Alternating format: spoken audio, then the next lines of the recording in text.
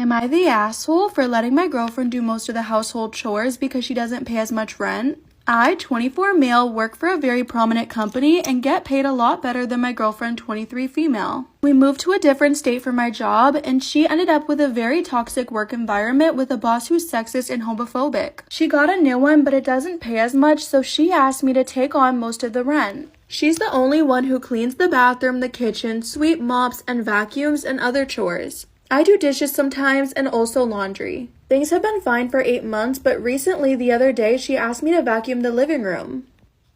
Am I the asshole for letting my girlfriend do most of the household chores because she doesn't pay as much rent? I told her I didn't know where the vacuum was, and since then she's been saying I need to do more housework. But I feel like because I contribute more to the rent, she should be responsible for keeping the apartment clean. I've been doing more of the dishes since she brought it up, like maybe once a week instead of once every other week. She now leaves cleaning tasks for me to do, but doesn't even tell me they need to be done and gets mad and says I should know. Eventually though, she does it herself. She works the same amount of hours, but her job is less demanding and I'm so drained by the end of the day. She also pays for groceries and gas sometimes.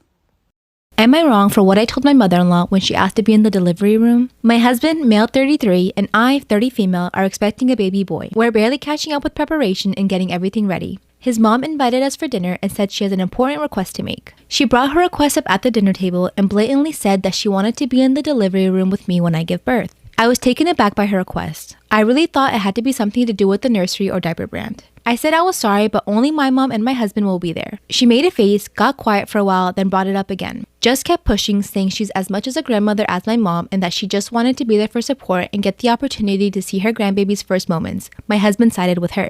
I just stared at her and said, "It's all right. You can have the opportunity to be in the delivery room when it's your son who's giving birth." Everyone stopped eating and my mother-in-law left the table in an instant. My husband had me get up, although I wasn't finished with dinner, but he said we should leave. In the car, he lost it on me asking, "What brain cell made you think it was a good idea to tell his mom that?" I told him his mom kept pushing after I'd already given her an answer. Still, he said this was the most fucked up shit he heard me say. I replied that I was just frustrated and didn't mean to hurt her feelings and cause issues. He argued that if I don't want issues, then I should just stop making shit difficult and say yes to his mom's request. He then ranted about how it's his son too, then said if his mom isn't allowed in there, then he won't be there too. Now I don't really know if he really meant this or just said it in the heat of the moment, but it had me fuming. He's been ignoring me when I try to talk to him and act like I'm not in the room. I think I might have gone too far and created tension by responding inappropriately. So, am I the asshole? Am I the asshole for telling my daughter she can't move 1,000 miles away to live with her girlfriend? My daughter, 21 female Nicole, was very bright as a child and headed into college with a plan to get a master's at least. She became a bit withdrawn in teen years, and after her first year of college, she moved out from a relative's home and got her own apartment. After her second year of college, she told me and my husband she was dropping out and might return. She said she'd been incredibly stressed and depressed for years. Last fall, she got a job and was so happy, and I was glad but hoped she'd still return to college. I also learned that she was a lesbian and had flown 1,000 miles to meet her girlfriend. Am I the asshole for telling my daughter she can't move over 1,000 miles away to live with her girlfriend? Mind you, she flew over 1,000 miles to see this girl she'd never met and only called and video chatted with. I was shocked and angry but told her I was happy that she was okay. Also, I'm happy she had a good time. This was months ago and now she's saying she intends to move within the next year and a half. And maybe even sooner. I told her absolutely not and they've only been together for a few months. All her family is here, me, her dad, her brother, and her 3 living grandparents. She said she's wanted to move away for years and I'm being unreasonable asking her to stay and that she hates it here and can't be herself. Am I the asshole for wearing an Iron Maiden t-shirt to my first meeting with my girlfriend's parents? I, 28 male, have been dating my girlfriend, 23 female, for a few months. Things have been going well and I really hope it works out. Anyway, she recently invited me to come over and have dinner with her parents at their home. She still lives with them and we're getting more serious and they wanted to meet me. If it's relevant, her parents are Indian immigrants to the US and I'm white. I thought it was a completely casual meeting and wore an Iron Maiden t-shirt. I do like the band, but it happened to be clean and that's just how I dress. I thought me and her parents had a good meeting, but my girlfriend was not happy. Am I the asshole for wearing an Iron Maiden t-shirt to my first meeting with my girlfriend's parents? I thought we had a nice meeting, but my girlfriend was not happy with me. She feels as if me dressing in a t-shirt rather than a nice button-up shirt was bad enough. But wearing a t-shirt with skulls on it, in her words, was just obnoxious. I honestly just dressed for the meeting the way I usually do and didn't even think about it. I think if she had certain standards, she should have communicated them to me beforehand. But she thinks that what I did was obviously stupid and inappropriate and that I should have known better. Is she right, or is she being critical? Am I wrong for not letting my dad's wife name or see my baby? I'm 25 and pregnant. My dad got remarried when I was 17. Me and her never got along. She always pushed me and she wanted me to call her mom and then got mad when I didn't. She got mad that my dad was choosing me over her because we would go out together, just me and him. She went through my text messages, got mad at me for talking to my boyfriend about my depression and how I was feeling and not to her. She tried to take the stuff that I paid for away, my phone, car, etc. Tried to make me babysit her kids multiple times, even on my prom night. She tried to make me lose weight by fasting for a week straight. I'm a healthy weight, always was and still am, but that has always been monitored by a doctor due to health issues then and now. Me and my dad still talk, just not as much. He wanted to meet for brunch, so I said yes, unaware that he was bringing her. When they came in, we talked for a bit casually with my husband there too, until we got into the topic of my pregnancy. She asked me all kinds of questions until she gets to names. She told me that I was going to name the baby Amy, her daughter's name. I politely said no and said we already had a few names in mind. She started saying why she wasn't allowed to name her grandchild and she thought that she would get that right, and I told her it's our right. That was another issue. She kept saying that I was taking away her right as a grandparent and that I've always been such a bitch to her for no reason, and she knew that I never accepted her as a mother from the beginning, but I'm a bad parent if I'm going to project that onto my kid. However, this is when I stopped everything and told her she's not allowed around my kid ever. She kept pushing it, saying that she always knew I was a brat, but to be this bitter to someone who only helped her is absurd. I said that she can think that all she wants, but I'm going to be naming our child whatever we decide, and that name won't be it.